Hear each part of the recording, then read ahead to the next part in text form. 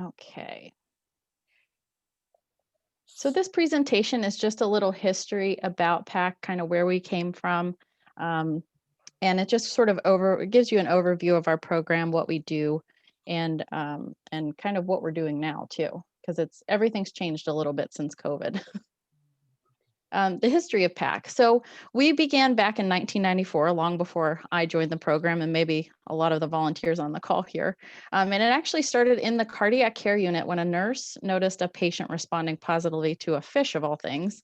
Um, you can see right there on the picture on the right, Kylie, that's PAC's first therapy dog. And so from this, she began bringing her dog to visit patients in the hospital, and she conducted her own research study on the effects of the visit on the patient. And since then, all of our PAC teams have been voluntary, and our program is completely funded by donor support.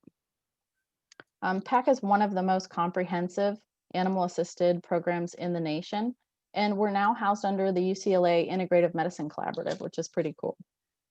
We currently have about 80 volunteer dog teams, and those are folks with their pets at home. They volunteer their time to bring their animal into the hospital. And our PAC teams make more than 1,000 patient visits per month, and it's pretty amazing.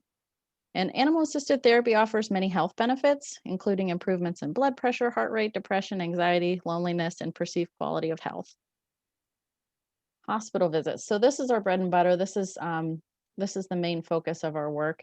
And we can visit virtually every unit and patient except for transplant units, inpatient oncology, and patients on isolation. And our visits range anywhere from 5 minutes to an hour. And the PAC trading cards that we pass out to the folks make really great mementos. You can see what one of those looks like right there. Our teams also visit people in the lobby, the surgical rating area, Maddie's room, specialized clinics, and the executive office. And we like to stress that PAC visits are for staff too. I would say that the staff right now is really missing the PAC teams in the hospital because they use that a lot of times to de-stress. It just sort of diverts their focus and gives them a break in the day. Some of our other specialized programs, I'm not going to go through all of them, but one of the ones I would like to highlight is Paula's Pet Pal Place. And this enables patients to reunite with their personal pets during hospitalization. And that's a program that is coordinated through our office as well. We also have a PAC reading program where kids can read to our dogs, kids that are hospitalized. Oftentimes, kids feel more comfortable reading to an animal than they do to another person. Animals are just less judgmental. Lately, Leia's been reading to a stray cat in our front yard every night, which, she hates reading, but I have her reading to this stray cat, which is, animals can connect better than we can. We have Operation Mend, which is dedicated PAC teams that offer comfort to our military veterans. And we have a new program called Walking with Wisdom that we started before COVID hit, and we're hoping to ramp that back up when we get back into the hospital. But that program encourages movement for geriatric patients that may be in the hospital for long periods of time. So it's kind of enables them to walk with one of our animals and get them moving in the hallways of the hospital. We also have No One Dies Alone, and this volunteer program offers a bedside presence to terminally ill patients or to their family that need a break. And we have on-call pups, which is called our palliative pups. And these are certain teams that are on call for our palliative care unit. We have Pax Resnick pups, which we have one of those on the call today. And we do some events at the Stress Busters at the Powell Library. So our PAC teams go there during finals week for our stressed out students. Some of our hospital events, this is kind of what they look like. Once a month, we do a pet visit station, which a few of our teams will be out in the hospital courtyard. And this is the last Thursday of every month. So if you happen to be on campus the last Thursday, we did start these back up again. They look a lot different because we do it one at a time with socially distanced lines. Everyone's masked and face shields. So it looks a lot different than our pet visit stations in the past, but we're happy to be able to start that back up again. We also do the pediatric Halloween parade and reverse trick-or-treating, canine cupids.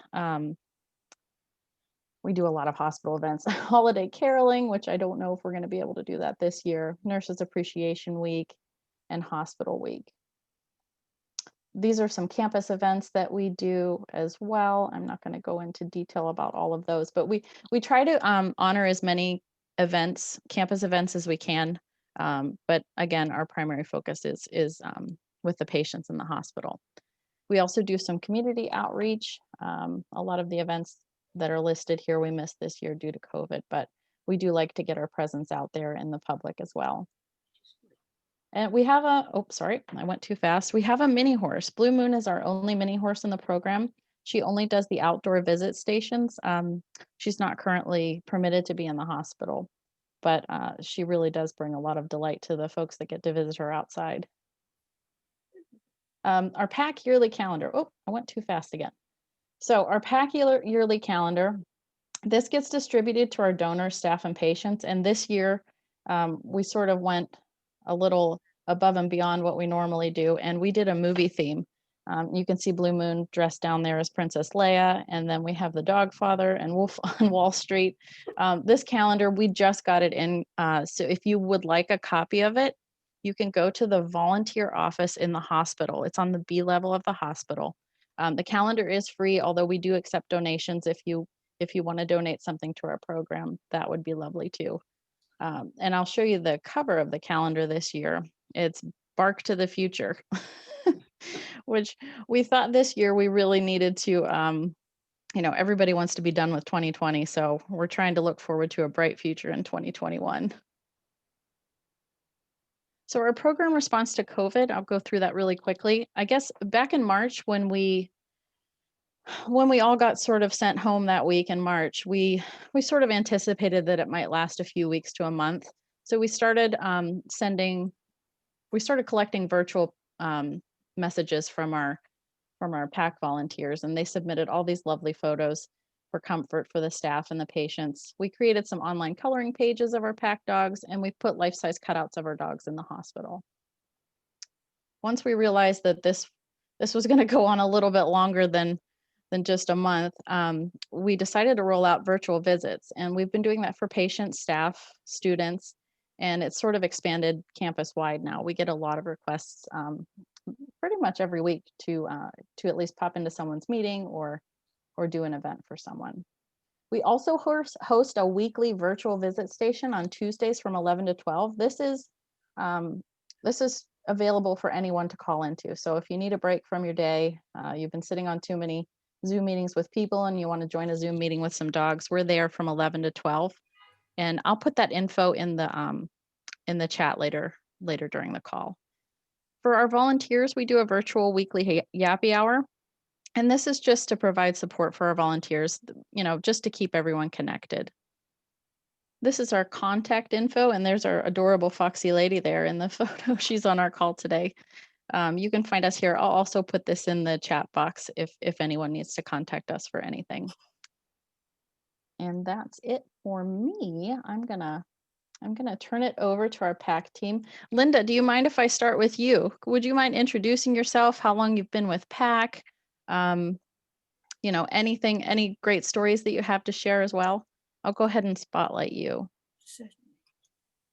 Thank you for being here. Welcome. Thank you all. I'm delighted to be here with our team. I am representing our new scarf, which you can see, which has the therapy animal on it. I've been with PAC delightfully for about 5 years, going on for 5 years.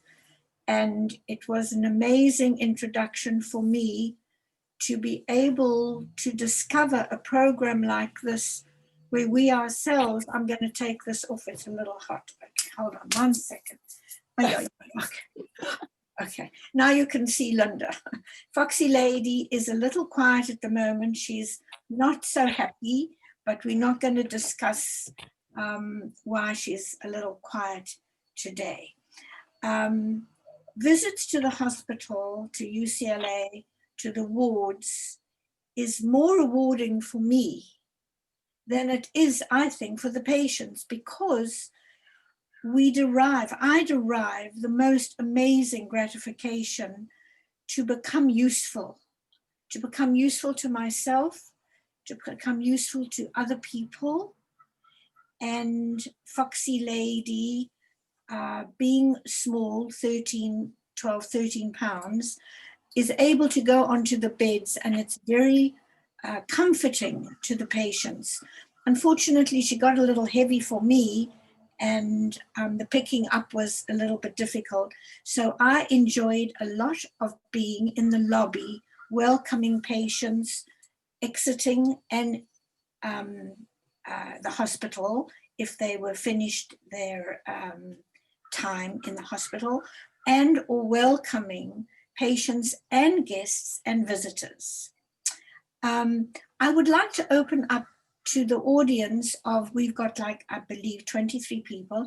I would like you to ask me some questions.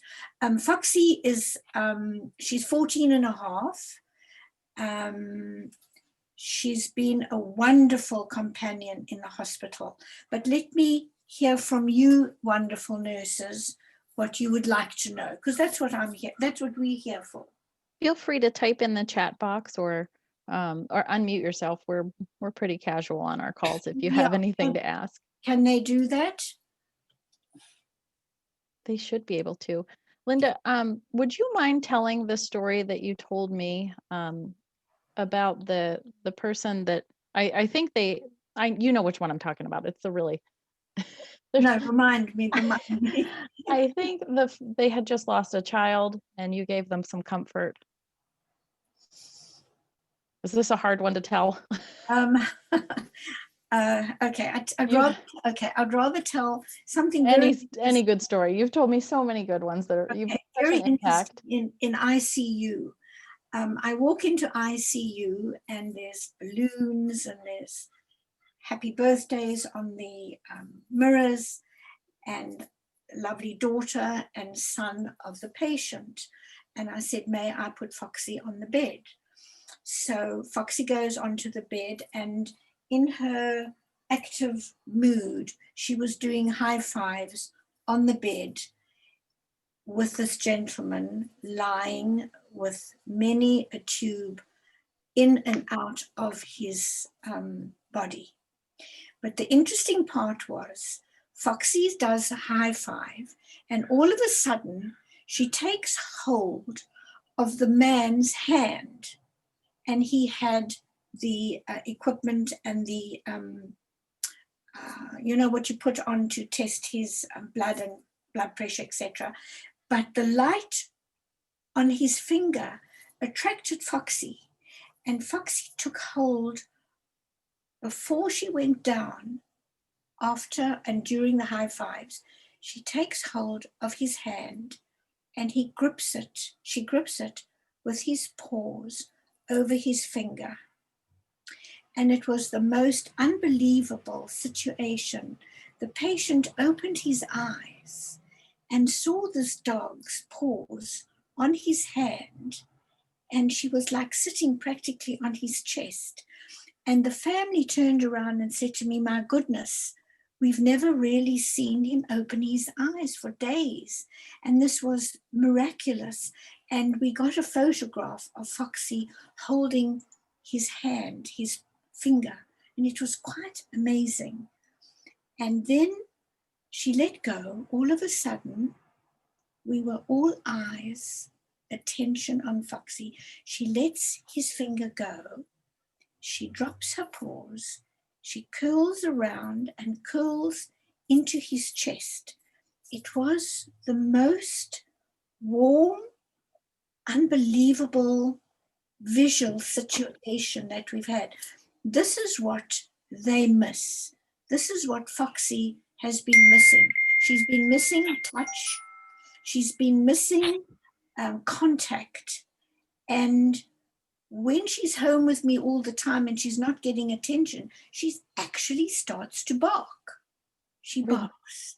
And it's quite amazing. And I run to see what's wrong. And then I might throw her ball and things like that. And she calms down. She's missing the hospital environment. She's missing the patient's warmth.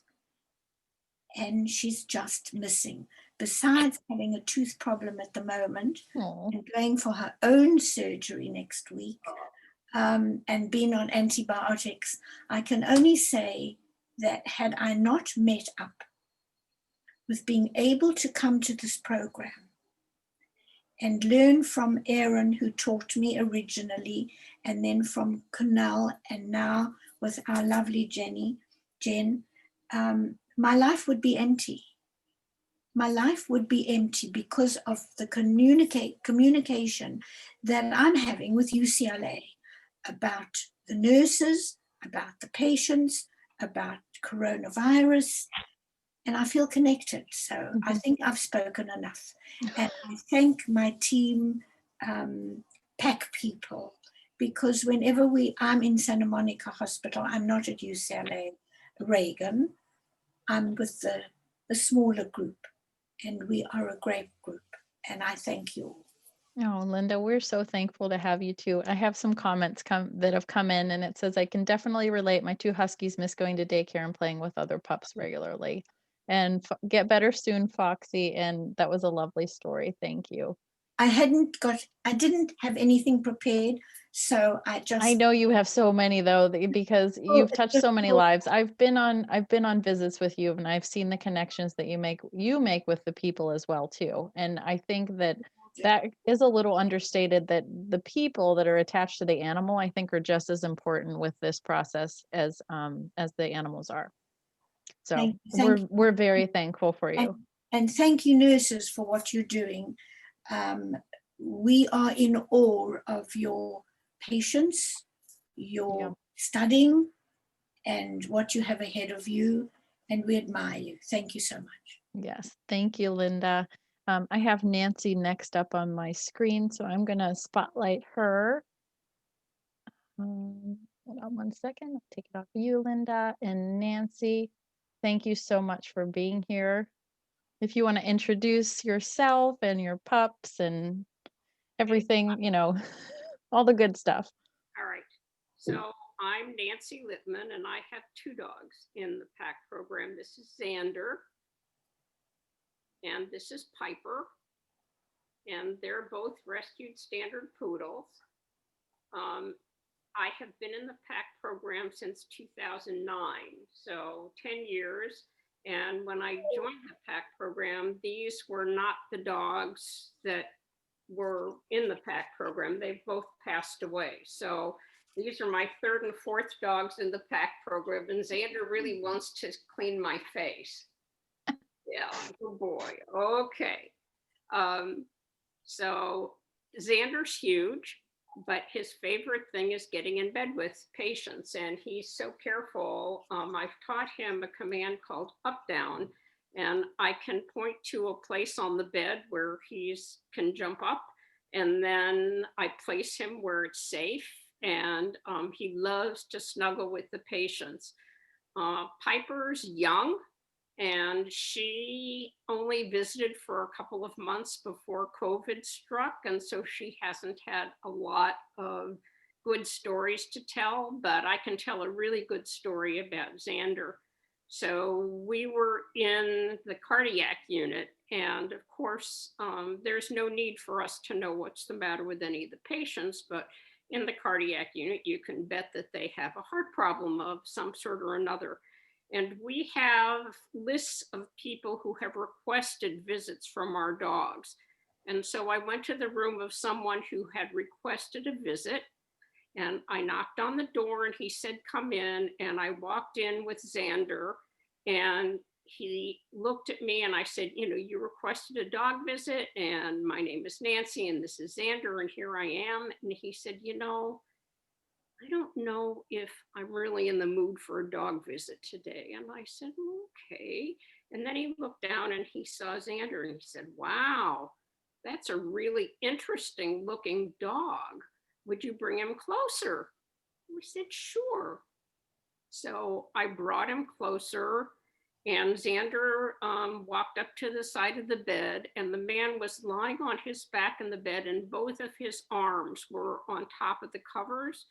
And Xander walked over to him, and he put his head down on the man's arm. And I didn't tell him. I mean, these dogs know what to do. They know how to comfort people, and they just know what to do. And so the man with his other hand started petting Xander and telling me about his dog. And so we were having this great conversation, and then all of a sudden he went silent. And but he was petting Xander, so I just waited. And he said to me, "This has been the worst day of my life." And I was contacted this morning and told that my new heart was going to be here this morning and that I was going to have an operation. So I called my family and everybody rushed to the hospital, and they got me all ready for the transplant, and they took me down to the operating room, and the doctor walked in and he said, "The heart is not appropriate for you." And so I was brought back to my room. I'm back on the transplant list. I don't know if I'll ever get a heart. This has been the worst day of my life. And I didn't think that anything could make me feel better. But you and this dog have made me feel better. So that, that's just typical of the kinds of visits that these guys have. They make a huge difference. They know what to do. They know how to comfort people. And I really miss visiting patients and going to the hospital. I mean, virtual visits are fine, but I prefer visiting in person, of course, and so do my dogs. Yeah. Oh, Nancy, I think you have everyone on the call crying, including me. It's all right. It's a good cry because, there's so many stories. That's like, I've talked to Nancy so many times, and this is the first time I've heard this story. So I know she's got so many in her pocket of these, and it's wonderful. And we just thank you so much for being on the call and sharing that with us. It's wonderful. And the work you do is wonderful, and your dogs. We're just so thankful to have you. Thank you. All right, Ellen, I'm up on you. I know you've got some stories too. So Ellen visits the neuropsych unit, and I'll let her get into that a little bit. You can introduce yourself and your pups. Okay. Hi, everyone. This is Gus. I'm Ellen. I guess I'm the PAC old timer. I've been in the program since 2006. And like Nancy, I had two dogs before, Charlie and Elby. This is Gus, who is a teddy bear doodle. Stanley, wake up. We'll wake up Stanley for you so you can see him. And Stanley, come here. Get up. Stanley, come here. Get up. Get up. Can you all see Stanley? That's Stanley. And Stanley likes bed visits, despite his size. Okay, first I have a happy crying story for you, since we've had sad crying stories. We do stress busters at Powell Library, and one of the girls was holding Gus, and she kept crying and crying, sitting in the middle of the library, and she kept looking at me. She goes, "These are happy tears. These are happy tears." And she said, "I'm so stressed." And she kept holding the dog and crying, and it was just the sweetest thing. But as Jen knows, I have like way too many stories. By the way, thank you for having us here today. I'm so passionate about PAC and what these animals can do. And when I first started, I thought it was a nice program, but I wasn't skeptical, but I'd never really seen dog therapy. I have to tell you, after my first bed visit with my dog, who was the size of Stanley, I just became such a true believer, and I am so grateful for this program and for what the dogs can do. And as far as what Nancy said, where the guy didn't really want her to come in, I've knocked on doors and said, "Would you like a visit?" And they look at me and they go, "Not really." And then I show them the dog and they go, "Oh, please come visit us." I want to tell, this isn't, first I'll tell one outside the psych unit. This was our very first bed visit. It was the dog, at least Stanley's size. And the woman was waiting for a heart transplant. We visit before, but we don't visit after when their immune systems are compromised. So we went in, and I was kind of on probation, and Jack, who was teaching me at the time, said, "Ellen," and it's a little bed, there's so much equipment, as you can imagine. And he said, "We're going to put your dog on the bed." And I thought, you must be kidding me. So we had the dog step on the bed. I was shaking. I was so nervous. My dog lay down next to this woman who'd been there for over a month waiting for a heart. She wrapped her arms around my dog, and he put his head on her shoulder, and he lay just quietly. And she said, I have 3 chihuahuas at home and I am so lonesome, and this has cheered me up more than anything. And she just lay there for 10 minutes and held my dog and in tears. And it was just, that's when I became a true believer. And then Jen's heard this story. This was early on. And there was a girl, because we've done a lot of visits in the neuropsych units. We start with kids under 12, then teens, then we do eating disorders, and we do adults. There was a little girl, probably around 7. UCLA had diagnosed her as being born schizophrenic, but she loved animals. She had a lot of imaginary animals. She had one real dog, but she had a real attachment to the animals.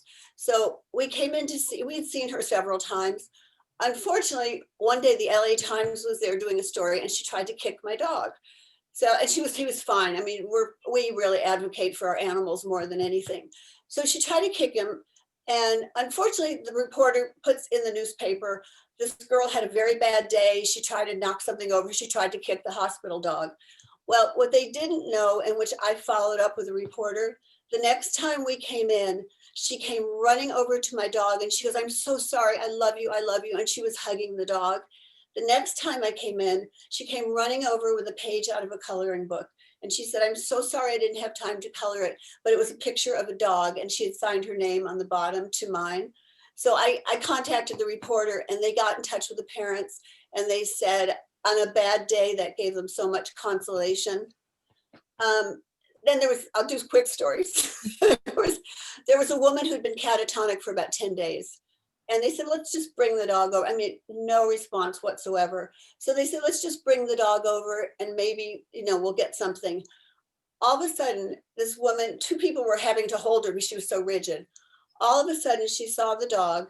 She started smiling. She started petting the dog and was totally engaged. And another patient came over to me and he said, I've been here 10 days and I have not seen one response from that woman until your dog came in.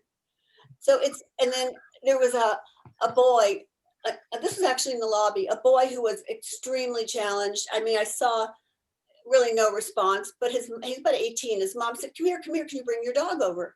So I bring the dog over and she's putting her hands on him and telling me how much she likes the dogs.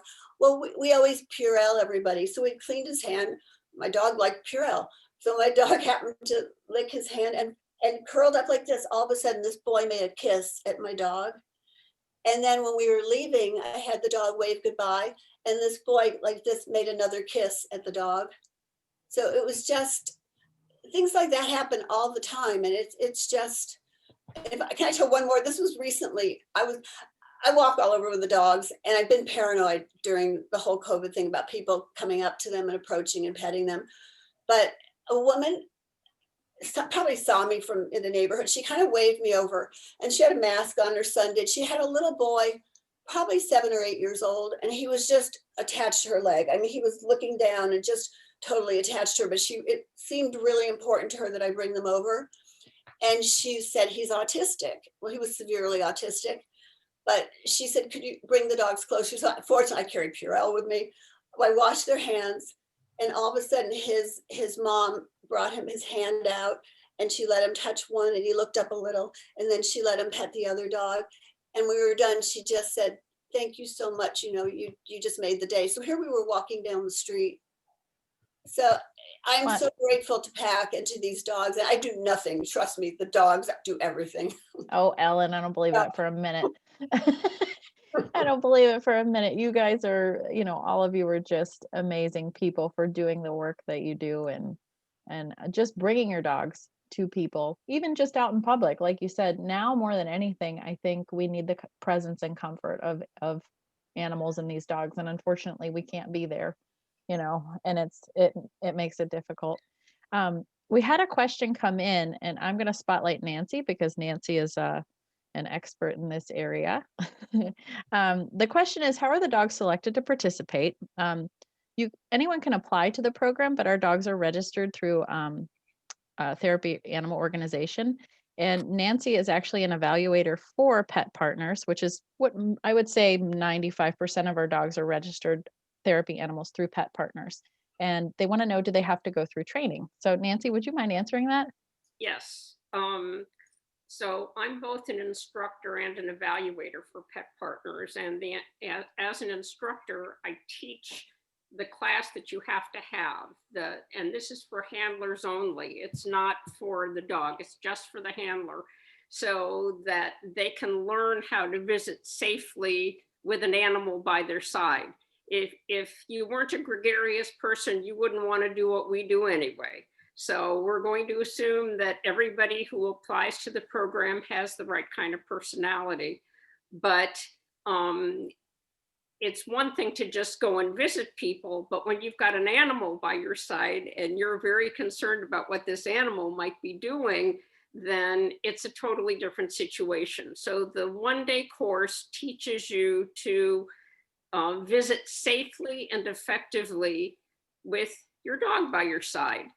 And the course is not just for, oh, sorry, go ahead. To say you can also take the course online. Right now, of course, with COVID, I'm not teaching. None of the instructors are teaching because it's an all-day seminar. But you can take the course online, and then you must be evaluated with the dog. So in the evaluation, we check to see that the dog knows all the basic commands that you're going to need to know to visit a hospital, like sit, down, stay, come, and very importantly, the dog has to have a very good leave it, so that should a pill drop on the floor or something like that, we don't want your dog to run over and pick it up. That could be very dangerous. So the first half of the test tests various commands, and the second half of the test is a temperament test. We want to know that under difficult circumstances, should there be a code blue and there's equipment and people running up and down the hall, should something happen, we want to know that the dog has a good enough connection with you that he can look at you and say, "Mom, is that okay?" And if you tell your dog, "Oh, that's fine, it's just an X-ray machine," the dog says, "Okay, Mom says it's okay, so it's okay." So we want to know that the dog's not going to be scared by commotion, and there is commotion in the hospital, or by machines or noises, that kind of thing. So that's the temperament test. That's great. Thank you so much, Nancy. I hope that answered the question. I think it did. If anyone has any other questions that they want to ask, now would be great. If not, we're going to move on to some tricks. Ellen, are you prepared with some tricks? We'll see how they do today. Okay. By the way, for anybody, my dogs are doodles and they're very attention seeking. So there's a good chance that one will try to knock the other one out of the picture. All right. First, I'll give Gus a chance. Gus dances, but okay, Gus, can you see him, guys? Gus, give me your dancing. Give him your dancing. Very nice dancing. One more. Stanley, peekaboo. Oh, we got a double peekaboo. Okay, show them how you go under together. Go ahead. Under together. Go on. Go, Bessie. Nice. Are you ready for his high five? High five. High five. Good boy. Good. And now, if you'd like, we're going to do their famous handkerchief trick. They're supposed to take it. Wait. Hold on. Wait. They're so excited. Achoo. No, come here. Leave him alone. Achoo. Gussie, there you go. Achoo. Gussie, get it. Achoo. Good boys. And we'll give one more. Go around. Come here. Go, boys. Go around. Now back around. Back. No. Back around. Sit. Can you see him? Can you sit? Yep. Thank you. Stanley, sit. Stanley, sit. Wave. Take a bow. Okay. All done. Oh, that's lovely. I mean, their best trick is, Ellen, you primarily have them do tricks because it helps in the neuropsych, right? Yeah, that's maybe I should explain that. Very often in neuropsych, we work in groups. So the kids will very often sit on the floor around the dogs. So there's talking back and forth, but I find that the tricks are a complete icebreaker because the kids start laughing. And then I do some tricks where I use a hand signal. See them? All right. It's not a requirement for our dogs other than basic commands like Well, it's a Nancy. tool. It truly, I mean, I It's a think tool for you. but it's also, it's such a good tool. There was a girl, and I'll just tell you another quick story. It was a girl, a young girl that usually wouldn't come out of her room. And she came out, she's probably about 7 or 8 years old. She was kind of sitting away from the group. And then all of a sudden I had the dogs doing tricks. And this little girl moved over and was sitting with the group, which I didn't realize was a big deal. Afterwards, the therapist said, this girl is paranoid schizophrenic, does not come out of her room or with the group. She got so involved with the tricks that she forgot, and she was sitting there. And then as a treat, the therapist said, you want to let her walk down the hall. So she and I held the leash together and we walked down the hall together. And what shocked me, the therapist said, she asked her if she knew my name. She said, it's Ellen. And then she knew the dogs' names too. But she would sit like away from us. If not for the tricks and not for the dogs, this girl, we wouldn't even have known that there was any response to what was going on. Yeah. So Wow. they're so useful. Yeah. No, that's fantastic. Entertaining for me. Yeah. Well, Linda, I'm going to pop back to you. I don't know if Foxy's feeling up to it. She's hiding. Look at this. She's actually hiding under this. Yeah. Oh, Foxy, she's having a tough day. Yeah, I get it. But I tell you what, I would like to add to Nancy's, to the question that was asked that Nancy discussed. I'd like the nurses to know that when we are tested and when the dogs are tested, they don't all pass. Right. And it's not always because of the dog. Sometimes it's the handler might not be appropriate as well. So right. And it depends on the results that the examiners find, allow them to become therapy dogs with the hospital. And it's not always easy. And then you have to be retested again, depending on your patients and your learning ability. Right. So it's an honor for us to be chosen to be a therapy handler. Yeah. And the process, I mean, I would estimate takes anywhere, just depending on your dog and your, and how soon you can get evaluated. I would say it takes about 6 months. Nancy, would you agree? Sort of depending upon the program you want to join. Some, you probably could do the whole process in 3 months if you were in a hurry, but 6 months is probably more typical. Right. From start to finish when you can go off in the hospital on your own. Then even if you've passed, if you want to get into a program, you're not going to walk into the hospital and know the whole protocol. And, so you need to be coached. Yeah. By somebody who's been there a while and knows what they're doing, just to make sure that you follow all the rules and you know where the bed sheets are and that kind of thing. Right. And we do about 6 to 8 visits with you when you come into the hospital after you've been accepted into the program. So we go with you on those first few visits just to get you acquainted. I have a question that came in, and Nancy, you may have a better idea about this. There's a person here that has a blind dog, and they're wondering if there's any special needs dogs that are providing this service. Have you ever encountered that? Any dogs with disabilities? Absolutely. I have tested blind dogs. I have tested deaf dogs. Wow. Yes, that completely work from hand signals. One of the best therapy dogs I ever saw was a golden retriever who was totally blind. And with touch and words, she followed the handler completely. I have tested 3-legged dogs. There was a 3-legged dog who wound up going to Shriners Hospital, where many of the children have lost a limb. And it was amazing to see how well this dog functioned with just 3 legs. So absolutely, there's a place for blind for dogs that have some sort of an impairment. Wow, that's fantastic. I don't know if any of you, go ahead, Ellen. For like people, some people are afraid about doing it themselves. Even I was terrified. I hate hospitals, but I walked in. If anybody who wants to do it, but they're afraid of hospitals, have white coat syndrome, hello. And once actually somebody that was starting our program, it was following us, said she was really shy. So she was afraid about talking to people. But I guarantee you, and any of Nancy and Linda can tell you, you walk in with the dog next to you, and it's a whole different ball game. It's not about yourself. You're advocating for the dog. You're focusing on the dog. You're interacting with the people around you. Your personality, it doesn't matter. I mean, it's just really, truly about the dog. And I find they do therapy for us when we go in the hospital. So that really, that's just amazing how that works. Oh, that's great. If there's any more questions that folks have, please send them in now. I'm going to add a link into the chat box.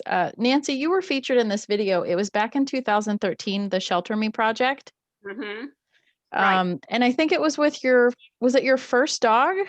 No, he was actually, Mo was my third therapy dog. I've been doing this since 2001. Okay. Okay. So Mo was your third. Right. I finally got in touch with the person that created the Shelter Me video, and they sent me the Vimeo link. And so I'm going to share that. It's about 15 minutes long. I don't like to share videos during Zoom calls anymore. Because, if anybody wants to watch this video on their own, just make sure that you have a box of tissues handy. Because if you think the stories that were told on this call were touching, when you see it in person, it's really incredible to see the patient visits in person. Particularly the second to last clip on this video is really touching. And you can always feel free to reach out and email me if you need any more information about our program. We're happy to share it, or if you need us to attend any of your events, would be happy. Did the video link come through, Lucy? Okay, great. It did. I'm just asking our programs VP to share it with those who couldn't join us. Perfect. There's one more question that came in. Are there other therapy animals besides dogs and mini horses? There are, but not at our hospital. There's a variety of animals that can be therapy animals. Nancy, you could maybe go into this in a little more detail, since I don't know how many things you've tested. You've tested a chicken. I've heard that. There are 9 species of animals that can be therapy animals. I have tested dogs, cats, and rabbits. But in addition, you can train your llama, your alpaca, mini horses. There are some very small, like pocket pets, like rats, pet rats that you can have in the program. You mentioned therapy chickens. When I first joined Pet Partners, and it was Delta at the time, they did have therapy chickens, but they don't have therapy chickens anymore. Okay. So no, not your chicken, but no more chickens. No. But in our hospital at Reagan, we only have dogs inside the hospital. That's all we're permitted to have. And our mini horse can visit outside the hospital. Yeah. Okay, great. Well, thank you guys, everyone, for being on the call. Joy, is there anything else you need from us today, or any more questions? We're so grateful that you invited us to this today. This was so delightful. Thank you for joining us. I think that's everything we have.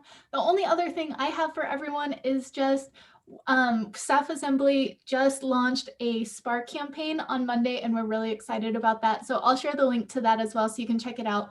Don't forget, everyone, if you give this week a gift of $10 or more to any of the Blue and Gold Challenge projects, including our Staff Assembly one, you get a really cute Joe Bruin face mask. So if you want to show your Bruin pride, this is the week to do.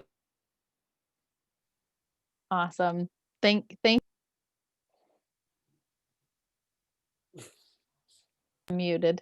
Thank you so much, everybody. Take care. And if you do want to pick up one of our calendars, they are in the volunteer office of the hospital. They'll be there for the next month and a half before they run out.